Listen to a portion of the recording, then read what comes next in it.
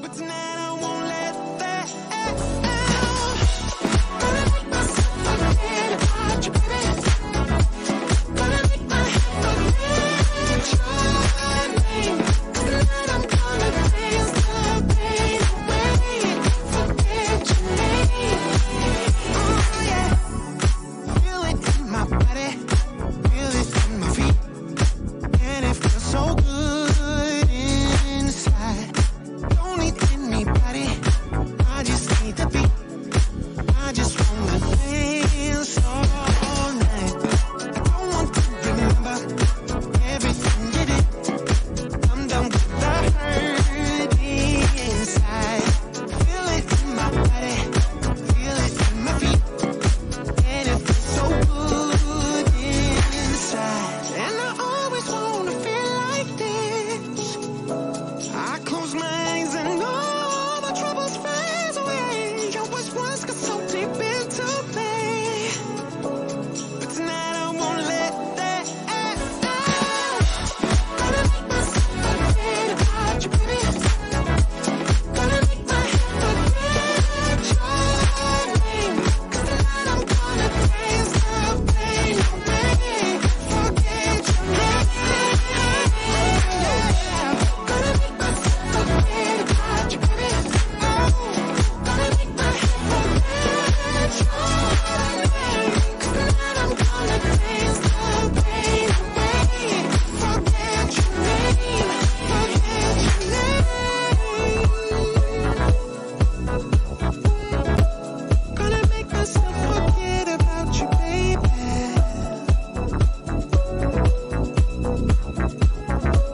Gonna make my head forget about your name, yeah, yeah. Whether you lead a large team, a small team, or even a hybrid team in your company, your techniques as a leader will vary and your tools will vary too. Last week in the Waist Up Wardrobe studio, we discussed how a leader of a company should really be inspiring, encouraging, and empowering to its team members rather than just telling them what to do and then checking things off when they do it. Today in the Waist Up Wardrobe studio, we are going to be discussing with a panel of two team leaders and company leaders what it takes to lead a team, small, large, or even something in the middle, like a hybrid team. So if you want to be part of that conversation and hear what they're going to have to share, you know the drill. You're going to have to stick around to find out.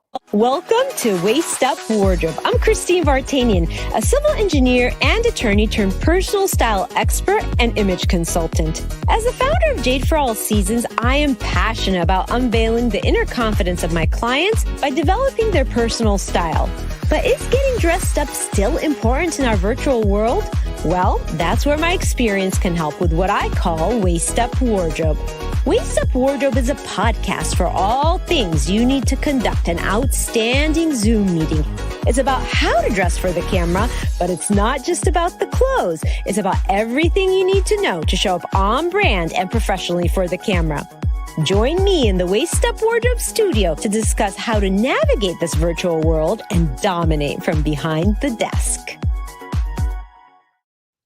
Hi, Virtual Nation. Welcome to another episode of Waist Up Wardrobe. Thank you for joining us. This is episode 34, and it is sort of a sequel to our last episode. In our last episode, we talk about team leadership from a remote setting. So, in this new virtual world where so many of us are working from home, we also are leaders who are leading from home. And we had a long conversation last episode about that. Today, we're going to do a little twist on that. We are actually bringing on a panel of two leaders who are company leaders who lead different types of teams. One's large and the other one's a little bit smaller and also has some hybrid type positions on that team. So we're going to get like a real live perspective of what it looks like, what the techniques are that they use, what tools they use, and what's working and what's not. So you're in for a great surprise. But before we go further, I just want to say thank you for joining us here today. Know that we are on iTunes, so you can download us on iTunes, you can subscribe, and you can listen and review us if you wish.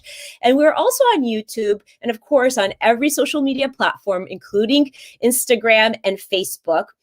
And we're always here live on the Facebook page at Waist Up Wardrobe at 11:30 every Thursday, bringing you another topic that will help you up level your virtual workspace. So it's not just about the clothes, as you know, it is about everything that has to do with showing up professionally and on brand in this box. So I also want to just say a shout out to my very awesome producer, Rick Moscoso, who's always making this show go round. He is amazing. And you're in for even a bigger surprise because one of our guests today is very closely related to Rick Moscoso, and you'll get to meet her too. She is a leader in her work, and she will be talking to us about more about that.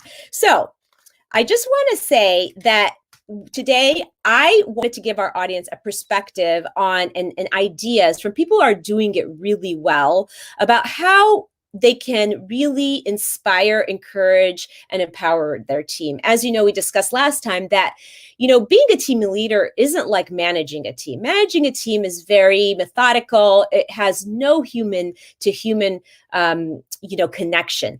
But leading a team requires a human connection. It requires a lot of communication.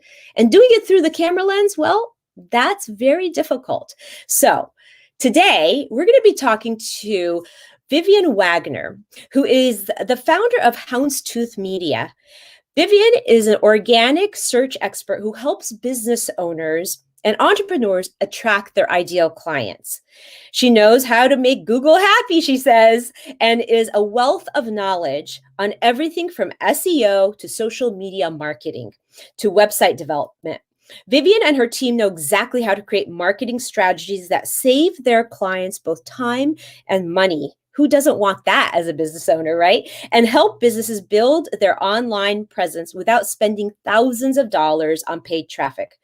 She's also a founder of a new company that she's formulating called Web Whiskey, that is an easy do-it-yourself website builder, which allows business owners to create their own WordPress website with minimal hassle at a fraction of the cost. So Vivian has a lot of experience leading her team because you can see from her bio how many different things she has to coordinate. So please help me welcome Vivian Wagner to the show. Hi, Hey, Vivian. Christine. Hi, nice to see you. I'm so excited that you're here. I know you have an amazing perspective. You always have something very valuable to give the audience. And so thank you for being here. And My pleasure. Today, we're joined by Tammy Moscoso, who is a leader in her own right. And I just want to take a minute to also introduce Tammy. Tammy her career in management started over 35 years ago. So she's a veteran when it comes to leading in companies. And it started at the University of Minnesota as the department supervisor. So she went right into leadership. She left her critical role and joined the commercial side of the industry as application sales specialist. After moving to Southern California, she and her husband, Rick, who is the producer on the show, started a family and went back to clinical work at local hospitals, a local hospital, with the contacts that she made with thought leaders and world-renowned doctors in the field of ultrasound. She was inspired to start her own ultrasound staff technology business in LA County. 10 years ago, Tammy went back to the commercial side and is the North American clinical manager at Mindray USA. And I hope I pronounced that right, but Tammy can correct me. She is the mother of 3 children, and she is the wonderful wife of our very own Rick Moscoso. Welcome, Tammy. Good morning. Hi, Christine. Hi, Vivian. Nice to see you guys. Hi. Nice to have both of you here. I am so thrilled because what I love about this panel is that you're going to give the audience different perspectives. You are going to, there's so much that it takes to really lead a team, but now in our virtual world, to lead them remotely has gotten a little bit more complicated. And I'm going to go ahead and start with you, Tammy. I'm going to ask you, do you find that to be true? I mean, is leading remotely a little bit more difficult to you, or what are your thoughts on that? Well, yes and no. So leading a team, virtually or being at home a little bit more does allow me to be more resourceful and be available because my role being in the medical field, I was, also working with the team when they were at different hospitals or clinics. So that would take me away from having phone time with them. So it's been a blessing and a curse because now I'm more available and more reachable, but then also trying to still, have an established relationship with them. If that Right. makes And any sense. it completely does. I mean, I think that's one of the things as a leader, you really have to have that connection with your team so you can Yes. inspire them. Wouldn't you agree, Vivian? And tell me your perspective on sort of the remote aspect of leading. Well, sure. I mean, it's definitely a challenge to lead remotely. I have never had to bridge the gap between being in the office and leading my team because we've always been remote. So for me, the leadership aspect kind of boils down to like the communication and making sure that I'm available, and still at the same time, because we're virtual, making sure that everyone's setting office hours and being. It's so easy to let your virtual world bleed into the real world and never have a stopping point. So that's always been a challenge for me. Yeah, and I can totally see that because, we used to encourage people to leave their work at the office. And when they came home, it was home time. And now our home is our office. So Yeah. that does cause a lot of, conflict because, you want to be there for your family, of course, and your family life, and you want to maintain a boundary for privacy. But at the same time, everything's sort of bleeding or meshing into each other, and that becomes even more challenging because you're not physically separated. So I completely see that point that you make. So I believe, and we talked about this a little bit in our last episode on leadership remotely, that leadership in general, and I would love your feedback on this, Tammy, is that you have to have like the 3 C's: communication, connection, and consistency. So do you agree with that? Do you have anything else to add in terms of what is really key when you're really trying to have effective leadership? Well, I think you kind of hit it on the head too. And as we were talking, even with this first subject, the connection, we're social beings, whether it's professionally and getting together as a team, or if it's just personally being able to connect with someone. Communication is huge, and you even alluded to it. Boundaries are huge. I've taken the time out of my day to schedule lunch with my son, right? So I have an hour and I remember to eat and actually push away from my desk and take time and do those kind of things. So all that's really important. So communication with your team, but also communication with the people in your life and your loved ones.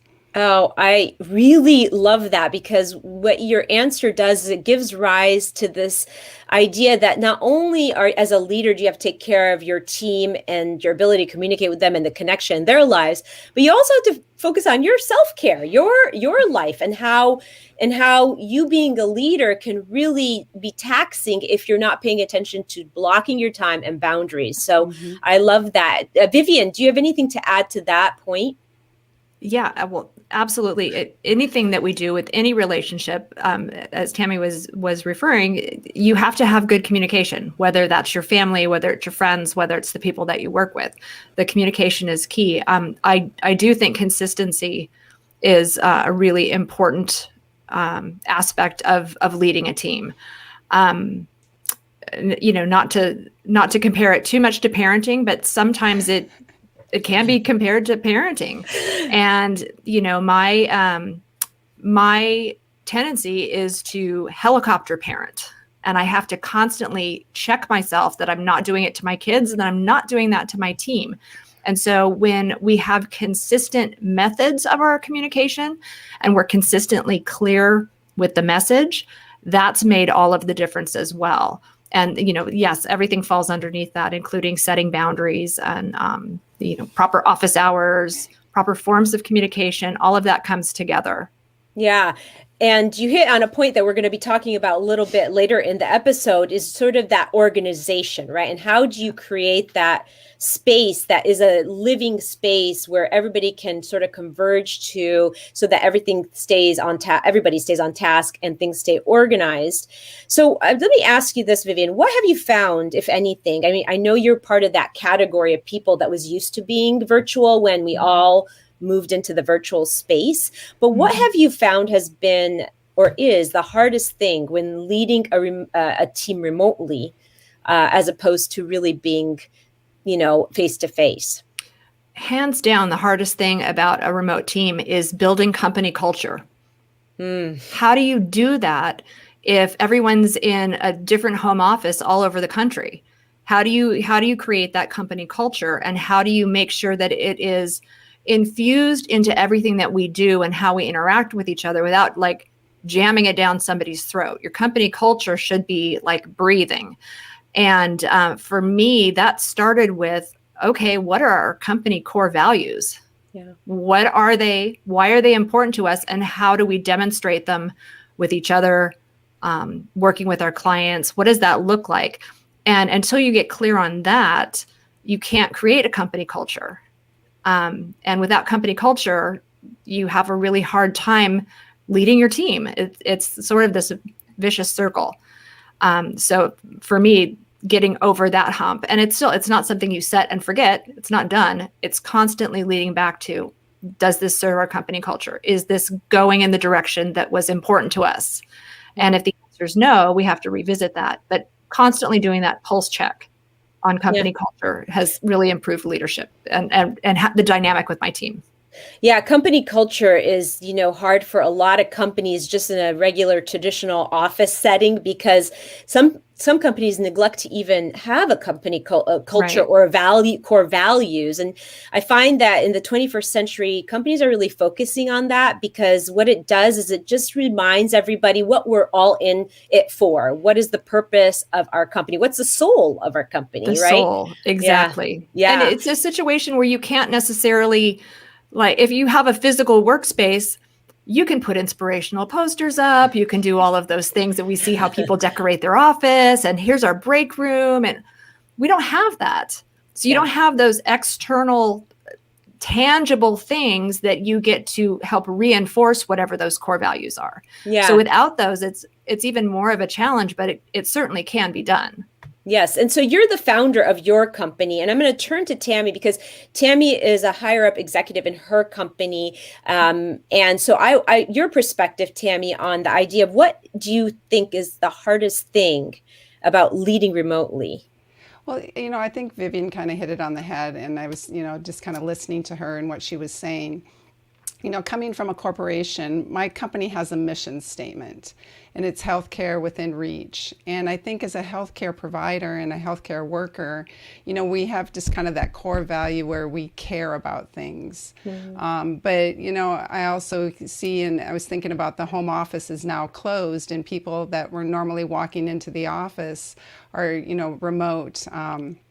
And having conversations with them, and all different, dogs that are barking and children that are in the background, and then still trying to, carry on this role as, to, helping someone and moving them forward into their next step. So it kind of just depends. So, Vivian has her mission statement, and my team takes the mission statement that we have from our company and then moves forward with that, and in their roles as to what they do to support the company and to grow the company.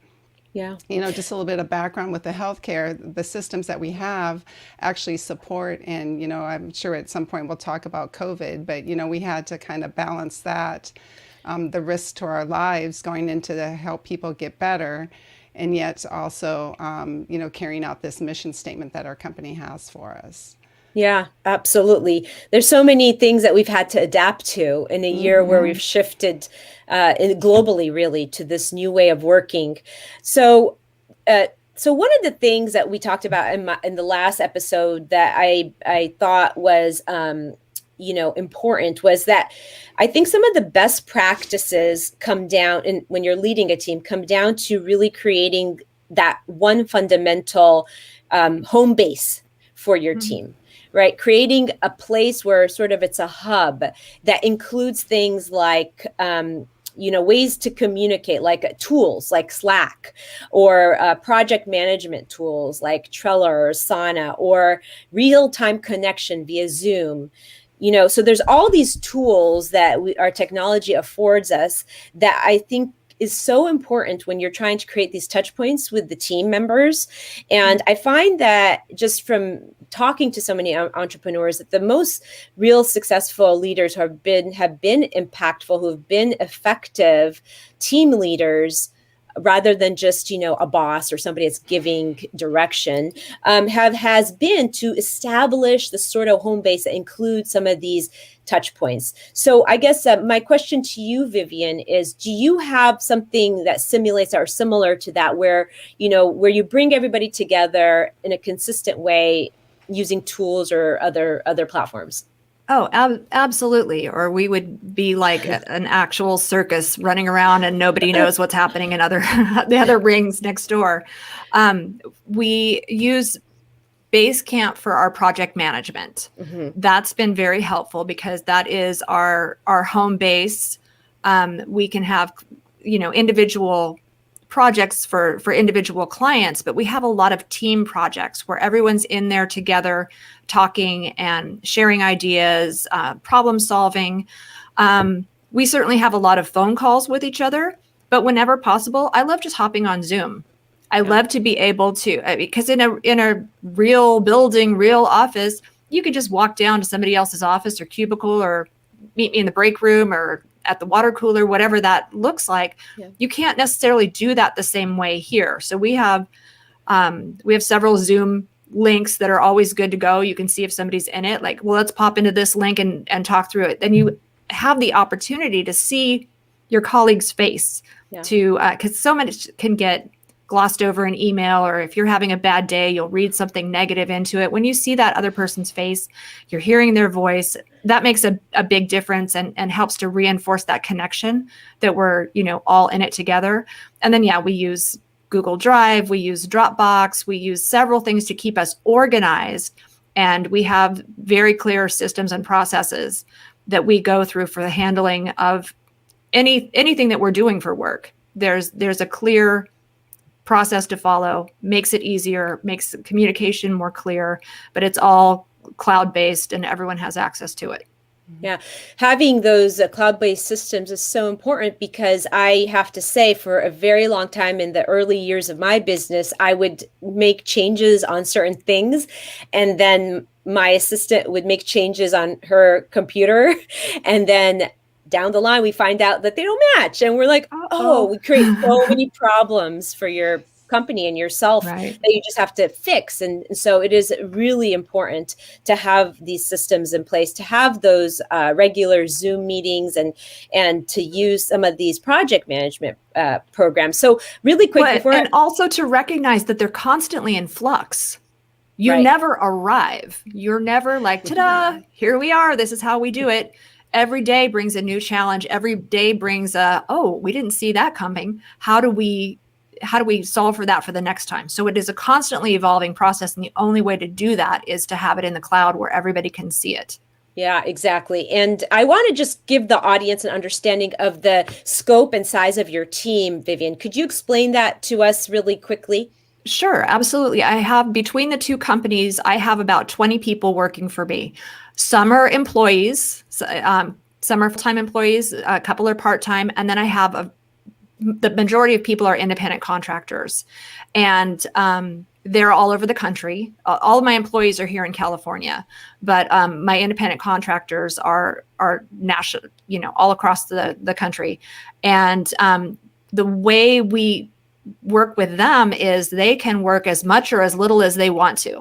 There is certainly enough work for everybody to be full-time, but we let them set their own hours. And as long as they're saying, yes, I can do that, and here's the time it'll take me, as long as there's that good communication, it's been working out really great. And, I think a lot of times independent contractors, people think they don't have necessarily a stake in your business. Some of mine have been with me the whole time, which is 8 years. And they want to remain in that independent contractor status. They don't want to be an employee because they have other things that they're doing as well. And so creating a company model that allows them to do the work with Houndstooth or with Web Whiskey, to do that work, to do it on their own terms, but still allows them to be invested. They have the best of both worlds. They're creating work and doing things that they care about, but they feel like they have flexibility and freedom. And by allowing them that model, I feel like I'm getting the best out of them. I've attracted and retained the best people. So Yeah. it's really been interesting. Exactly. I think that that right there, just what you just said, is a reason why people would be inspired to work under your leadership right there. And so your business team is more of a hybrid, team. You have the full timers, you have the part timers, and you have those independent contractors. I want to turn to Tammy and ask her. Now, I know just about home base, Tammy. This idea of a home base, you implement, or does the company that you support implement any type of home-based system that helps you stay connected with everybody? Yes, we do use Microsoft Outlook for our emails, and of course SharePoint, so we can transfer documents back and forth, change up anything that needs to be, and keep everything current, whether we're giving these documents to customers or if it's an internal piece for the company. And then we use Teams a lot for our meetings. Some of the team will use Zoom, depending on our customers and what they have. We have to be able to support those. We've done different projects with WebEx.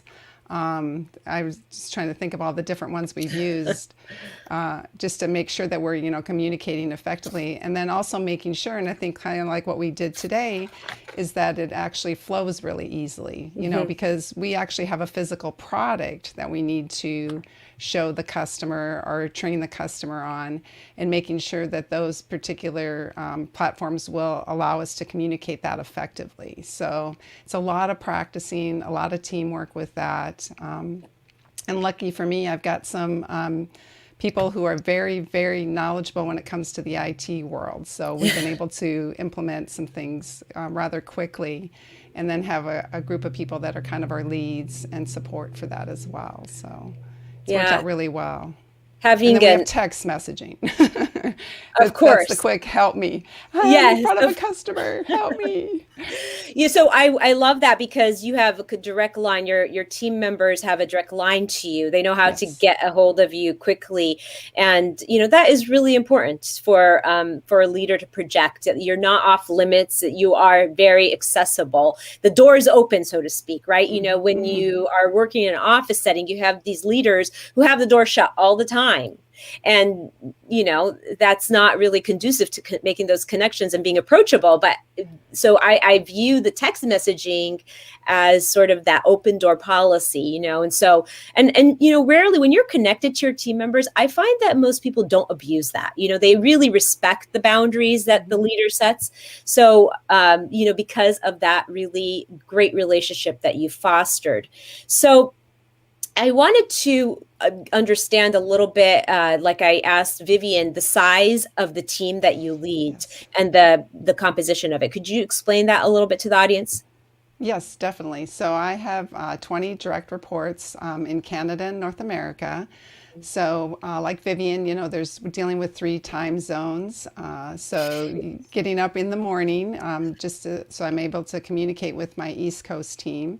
And not, they don't have to wait until almost lunchtime to get a hold of me. So I'm up early in the morning, and then, also being available for the West Coast team at the end of the day. So it does make it for very long days. But like I said, there's a balance, and, scheduling times to connect sometimes with your team, sometimes with your family is really important during the, 12 hours during the day. I always kind of joke, I work half days. I work from 6 a.m. to 6 p.m. So balance. That's funny. That's funny. So the thing I wanted to just, touch on next is that I feel like having this home base that we kind of defined as a home base for different models, for different types of leaders, kind of gives the team and the team leader this living, breathing platform space, if you will, that really makes you feel connected, and just that you're constantly in contact. Would you have any thoughts on that, Vivian? Well, the constantly in contact, I don't think is a good thing. The half day that Tammy just mentioned, nobody wants that. And so one of the things that I've really encouraged the team to do, and this was something I learned the hard way, I need a set space to work from. I need a physical space that if I'm sitting at this desk, I'm working. And I need to be able to close the door at the end of the day and walk away from it. Because if you constantly have the computer up or anything else that is work related and is constantly in your sight line, you never mentally really leave work. Even if, as a small business owner for me, I never leave work because like I'm thinking about it in the shower. I'm like walking the dog and thinking about work stuff. So to make sure that visual reminder is gone for me is very important. And I want my team to have that same situation. So I encourage them to create their own space that they can walk away from at the end of the day. Because yes, we're blessed that we can have a home office. And I love having a home office. Christine, in preparation for the show, I'm wearing slippers right now because I want to be able to work from home and be comfortable while I'm doing it. But I also need to be able to set those boundaries and, make time for my son and have lunch with my son, like Tammy was suggesting. Like those kinds of things are very important. And if your team isn't doing that, they're going to burn out too. Mm-hmm. So it's not just being constantly on the clock mentally. Does that make sense? Absolutely. It makes sense because and this is, I think, what makes you such a great leader, right? You're sensitive to that. You understand that about yourself, that you need that white space. You need that break and the separation, the boundary, which in turn makes you really reflect on that for your team members too. And, and I think really that's one of the most important things of leading a team in general, but remotely, because it's so much easier to forget to have that blurred boundary if you're doing it remotely, right? Calling them anytime, connecting them at any time. So you're right. The constant contact is not necessarily a great ideal. Maybe better. It can all, I'm sorry to interrupt you, but it can all come back to the golden rule. Right. How do I want to be treated? That's how I need to treat my team. I don't want to be texted 24/7 or whatever. So that's actually outlined pretty clearly in our communication stuff. Is it time sensitive? No, email it. I'll get to it when I get to it. Is it an emergency? Fine, text me. Those kinds of things are really important. I mean, I have an open door policy too. It's not like text me anytime, but it's like, I want to hear your feedback. I'd love to hear your opinions. What you don't think I'm going down the good path. Okay. Convince me otherwise. I want to hear it. I won't necessarily take your advice, but I want your opinion. I want your feedback. And if I don't take it, don't have your feelings hurt, but I do want to hear it. Yeah. And so creating a situation like that where people know they have access, but limited access as far as time and in my face. But when they do get in front of me, I will give them my full attention. Does that make sense? Absolutely. Yes, it does. And Tammy, do you have anything to add to what Vivian was saying on that topic? I totally agree with her, setting the boundaries, is this urgent? Is this something I can take a look at? Again, sometimes working in the medical field, I have some of my team that are working with the ED docs and they work from 11P to 7A. And if there's issues that come up, you kind of have to handle some of those things. So I think our business models are a little bit different, but I know that ahead of time.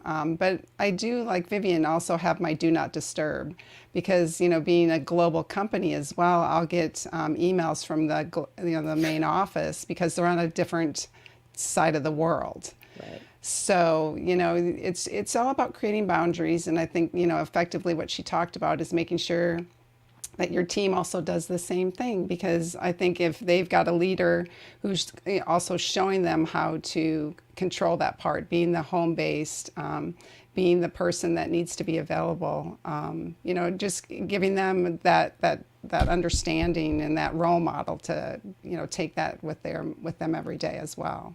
Yeah, it's truly a balance. And as the leader, you're sort of leading the team. So you set the tone. Right. For how you want to be treated and how they expect to be treated. So I can completely see the golden rule in there, Vivian, and how it applies. And I would say, would you ladies agree that one of the most important things to keep that consistency going is to have regular meetings, like by Zoom or some kind of platform where you're actually seeing each other face to face? I feel like those are times when you can give your teammates their, high fives, you did this great, or what are your challenges today, or really, how are you feeling? Because as leaders, we kind of have to play that role of empathizing with them, because their lives now are so intertwined with their work, and so that's really important. I'll start with you, Vivian. Do you hold regular, consistent sort of face-to-face meetings with your group? Yes, we do. For example, every Tuesday morning for about 2 hours, our web development team is getting together. We're discussing all of the projects that are currently underway, issues that come up for this client or that client or whatever. But even though that's a standing meeting and we're talking about work, as everyone's coming on for the first 10, 15 minutes of it, we are just shooting the breeze. We're laughing. We're like sharing TikTok videos with each other. We're talking about so-and-so just had a birthday. What'd you do? It's team bonding, and you need to have that chit chat. I don't mind paying, I count all the people in the room and go, I'm paying all these people hourly chit chat. It's so important. It's so important. And I love having those opportunities to get to know the team a little bit better and also let them get to know me a bit better. I'm able to sort of give an overview of where we're going right now. Here's sort of my big vision for this next quarter. And they're on board, and being able to all talk through it, get to know each other's personalities. It creates a better work environment. People want to be there. People like the people they're working with. That means I have more invested people. Yes, So, absolutely. I think that is just really good perspective from somebody like you who leads a team. And I just, I think that meeting is so important, that regular face-to-face, even though it is through the camera lens, because that is how you're trying to establish that connection and stay in tune with them and feel and have them feel like you really care about them personally. So we have a couple comments here. Maggie Kathy was saying hello to us. And then Emmanuel Rabia is actually joining us from Egypt, that's North Africa. And she's saying that this is a very interesting topic. Setting boundaries is not easy with global teams in different countries and time zones. And she would be one to know. She actually is a leader of a team in the company Vodafone that is a global company, and just setting up, especially if you're like one end of the world to the other, like Tammy was saying, you really have to be mindful of how you are when you're like binging somebody, because you can't bing them at 3:00 in the morning and expect that to feel professional, right? Tammy, tell me a little bit from your perspective of, like, do you have like consistent or regular meetings that you hold with your team? Oh, yes, definitely. So the first Monday of the month, because my team also travels. So we have a set Monday that we get together for an hour where we review software upgrades. We may review some troubleshooting things that have happened in the field, just different things that go out with our products. Like Vivian was saying, I usually start the meeting about 10 minutes ahead of time so we can have the chatter. I've got my, impressive personalities that love to come on and, just really start chatting it up. And then I've got the other team members who just, kind of like sit back, and I'm, okay, are you ready to join the meeting now? And, just kind of understanding everybody's personality. But yes, we do get together once a month. And then we also do probably like every 6 weeks or so have a Friday afternoon, which is very nice for me because it starts around 2:30, a potluck / happy hour. And so we all get together and do those kind of things as well, to not necessarily just cover everything with work, but to, grow the team and I'm just so lucky and blessed. My team is like a huge family. There's some of the kids are a little rowdy and some of the kids are more reserved. So we're just really fortunate that way. But yes, all in all, we do. And then I do try and call them individually, every 2 weeks. Make sure, I keep hitting this, make sure, to contact them and spend one-on-one time with them on the phone and, go over things that may be happening in their territories as well. I love that. I love that. It was actually, that having that one-on-one time with team members, maybe randomly or intermittently is such a great touch from sort of, if we're going to relate this to parenting, leading a team, it's sort of that nurturing thing that you do to let the team know you care about them on a personal level. And, people give you so much more of their best when they know that you care. I really believe that. And just the idea of connecting them one-on-one, having your regular meetings, having your regular health and wellness, sort of the parties, the potluck, the getting together, just not to talk about work, but to just to bond is such a great idea. And I was going to ask you ladies about that. Vivian, Vivian, do you do any sort of non-work related gatherings or like connections? Yeah, we did one a couple of months ago. Was it a couple of months? No, it was like 6 weeks ago. God, time's just. We had cocktails and creativity, and we're marketers, and I bought I'll give them a plug. It is a company that made a card game called Brands Against Mundanity. So like a play on Cards Against Humanity, and it was coming up with funny, creative. Sort of slogans for Twitter or, anything that you can post on social media for your clients. And we all gathered and had like a good 2 hour, we played this game and we had so much fun and we were laughing. And at the same time that we were doing it, like, oh, that'd be great for this client over here. It was a fun brainstorming thing. It kicked some juices loose, but it was also just time to, hang out together and not work, even though we did things that were productive. So I love that. It was fun, and it was we've had a couple of the winners, and like everyone got like Amazon gift cards or whatever for winning. It was a game after all, and we're all super competitive. but a couple people, their answers have already made it into social media posts for our company or for clients, and it's fun to say, oh, that was my answer, and there it is out there. It's just. It was kind of fun for them and more investment of them in the company and what we're doing. I love that because there's so much to unpack there, right? It was a game, so it was fostering that connection and just fun. It also had this byproduct of ideation and brainstorming, which is like amazing. So it just kind of organically excuse me, the ideas flowed organically, which, that's so cool. And then you actually utilize them on social media. What a great chain of events. And that's kind of what happens when you are really having fun with what you're doing and you're creating this environment of bonding and fun. And what I'd like to do, Vivian, if we can put that game company's link in our chat, if we can give that to our producer Rick at the end of the show, we can put it in the comments. Sure. And then people can check it out. Yeah, absolutely. So $35 well spent. Tammy, I'll turn to you. What do you think about what Vivian just said about that? About games? Yeah. Oh, I think it's super important. And I was actually I tried to write it down real quick on the piece of paper that's sitting next to me. We've done other things with Kahoot as well.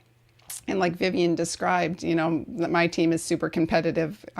They all want to win and different things like that. So yes, definitely having those games in the social gathering is super important to bring team building together as well. So I'll look for that in the chat. Yes, well, we're going to add that to the chat in the comments. So if anybody was listening to the replay, they can go back and check it out. I'm going to check it out. I know that. It sounds like Tammy is too. Yeah, it was an impulse buy. I was scrolling Instagram or Facebook just as me personally. And I was like, that looks interesting. And nice. Impulse buy worked out great. Have you ladies ever heard of table topics? I always love to use that around a gathering, a live gathering usually, but that would be a great team builder too. It's like, who is the person that's influenced you the most in your life? And then people take turns and they talk about it. And it's just such a great conversation piece, but you learn so much about people in doing that. Yeah. So anyway, I know that Tammy, you had a recommendation for a great read on leadership. And if you could just tell the audience what that is and we're going to put that link in the comments. And if anybody here would love to connect with Vivian or Tammy, just offline, to ask them questions about their leadership, if that's okay with you ladies, how would they be Sure. able to connect with you, Vivian? You can email me, viv@houndstooth.mg, as in media group. And we'll put Just shoot that me an in. email. We'll Yeah. put that in the comments. And so Tammy, is her model of business is a little bit different. And I don't imagine you need anybody reaching out to you. But if somebody wanted to ask a specific question, anything that you've addressed today, please put the hashtag leadership and shine in our comment box. This is to the audience, leadership and shine.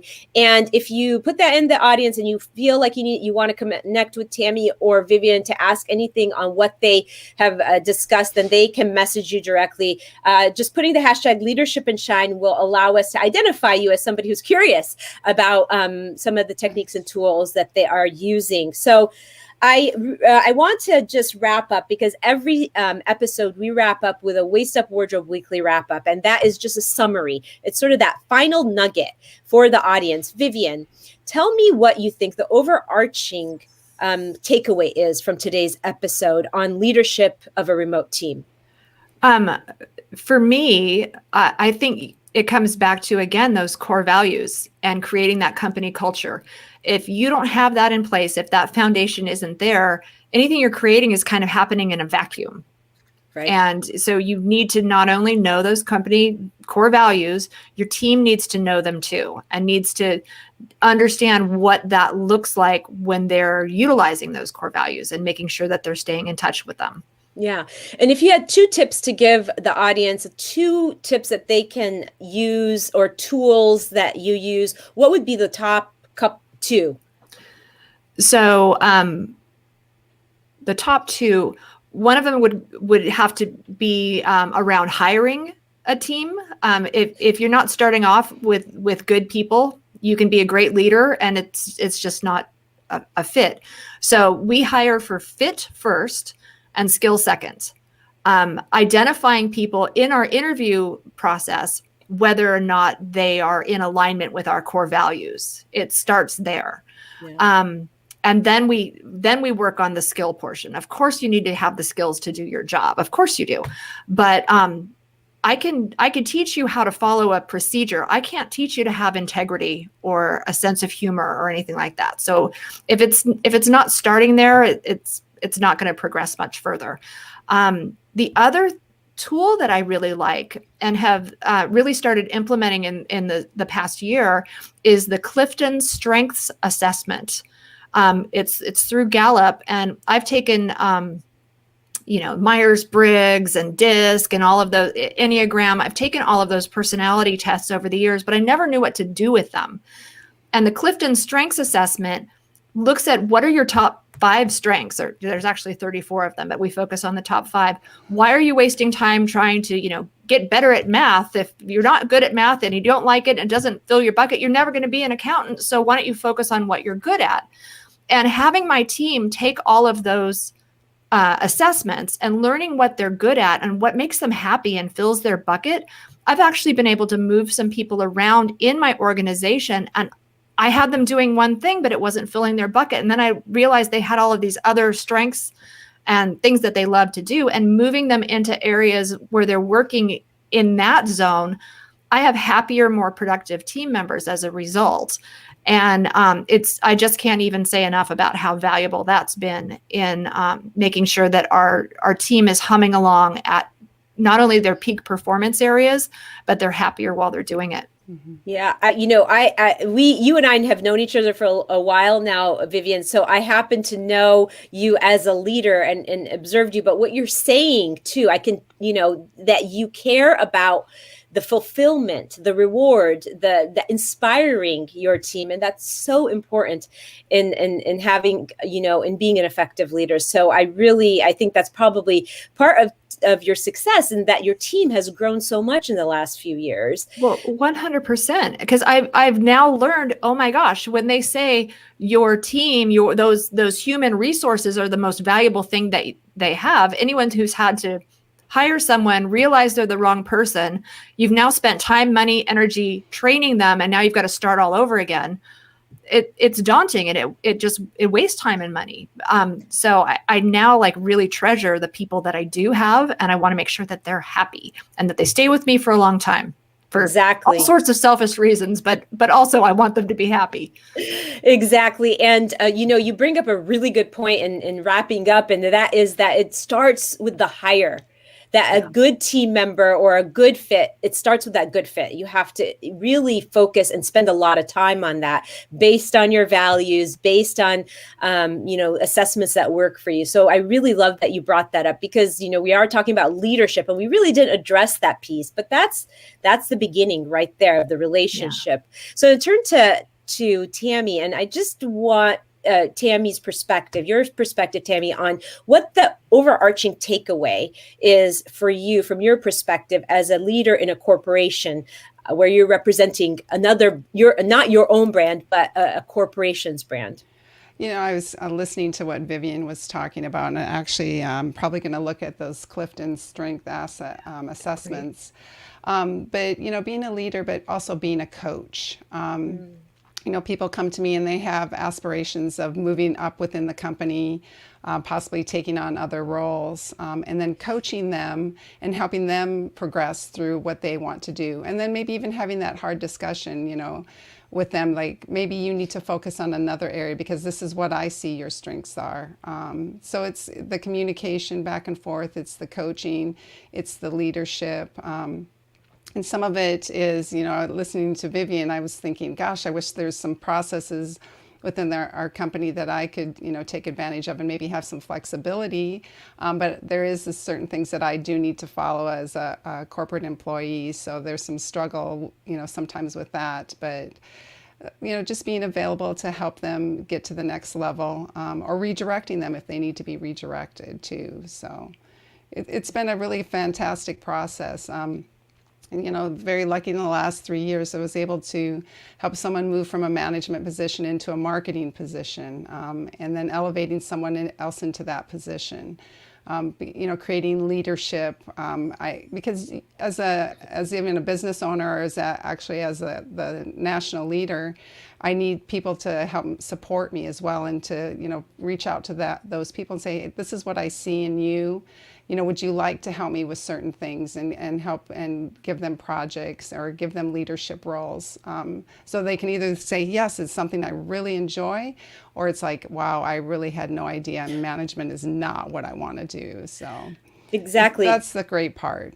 Yeah, you're really helping them kind of live out their dream, much like what Vivian was saying. You really want them to live their best life as a team leader. But I think that probably comes from your style of leadership. I mean, when I was speaking earlier to our producer, Rick, he described you as a very nurturing type of leader. And I can totally see that in how you've described yourself as a leader, just really paying attention to them and placing them where it makes sense for them and helping them climb the ladder. I mean, that is definitely, if we're going to fall back on parenting skills, I guess there's a lot we can learn, in every area of our lives when we're trying to really help people or be nurturing, right?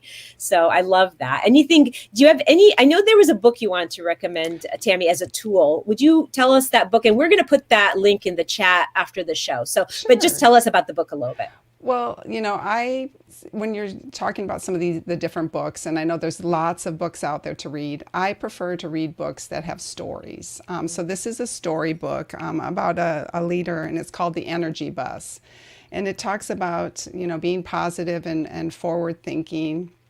It has about 10 rules to follow. And it's also about, introspective, like what I should think as a leader. It's maybe dealing with situations where someone is really good at their job, but they don't necessarily bring the team or they don't take the opportunity to elevate the team.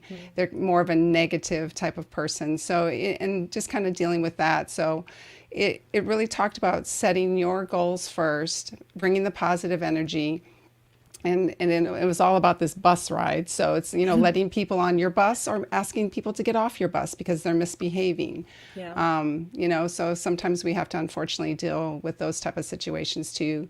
But I just felt it was really good. It talked about vision and trust, optimism, enthusiasm, just, big and qualities that I look for in a person, when I'm asking them to join my team as well. So I liked it. Like I said, it's a story-based book, so I love easy that. read. I love that. I love easy reads, but I love Yep. that it also mimics Vivian's thoughts on hiring and who are you going to let on your bus and who are you going to let off your bus, right, Vivian? Or maybe somebody's just in the wrong seat on the bus. That's right. Exactly. You don't Yeah. know, and so you get to know them better and see what's going to fill them up and who they work with better. I'm gonna read. I'm glad that's gonna go in the chat. I want to read that book. But like, back real quick to the Clifton Strengths Assessment, I learned things about my team members. Like I'm a public kudos. Like, hey, Christine, you did an amazing job. The client was so happy. I got an email that just said you were fantastic. Right. Well, I've got a team member who I would think everyone would want to be publicly acknowledged in front of their peers. I have a team member. It shuts him down. It makes him embarrassed. He would rather get an email from me that just says, hey, really good job. Like Wow. That's how he needs to be given that kind of praise. That's what makes him feel better. So I wouldn't have known that without those assessments and getting to know my team, if that makes sense. Absolutely. It's a testament to your leadership skills, really, Vivian. I mean, to take the time to learn about the personalities of your team members, that takes time and effort and energy. But to know that that's important to move the entire company forward is it's just so intuitive. It's just so insightful, and you are an amazing leader. And I love how Tammy has this sort of this nurturing flavor in her leadership, style. So I am so blessed and so honored that both of you ladies agreed to come on the show today to share all this amazing information. It's so valuable. All these tips, all these tools, all these things that people can actually, the listener can actually take and actually put into action. Even if they took one thing away, even if they read the book, or if they just did the assessment or decided, okay, I need to connect with my teammate better by having a monthly or a weekly meeting, I think that would totally change the trajectory of any company. So thank you again, ladies, for being here. And there you have it, the Waist Up Wardrobe Weekly Wrap-Up. And what a wealth of information that you can take away and really put into action immediately. So, as you know, we are on live stream every Thursday at the same time, 11:30 on Thursdays, streaming live and bringing you a new episode on Waist Up Wardrobe that helps you up-level your virtual office and your workspace, basically your Waist Up workplace as part of the Waist Up workforce. And we'll be here again next week at 11:30, same time, same place. And that's 11:30 Pacific Standard Time, where we're going to be discussing waist down wardrobe. What are the best things to stay comfortable when you're sitting at your desk and to really be able to explore different products? It's not going to, I'm not going to be promoting products in terms of, selling anything, but I will be recommending some great, outstanding companies that can offer you the comfort and home style, that weekender style from the waist down, as you continue to dominate your business from the virtual office.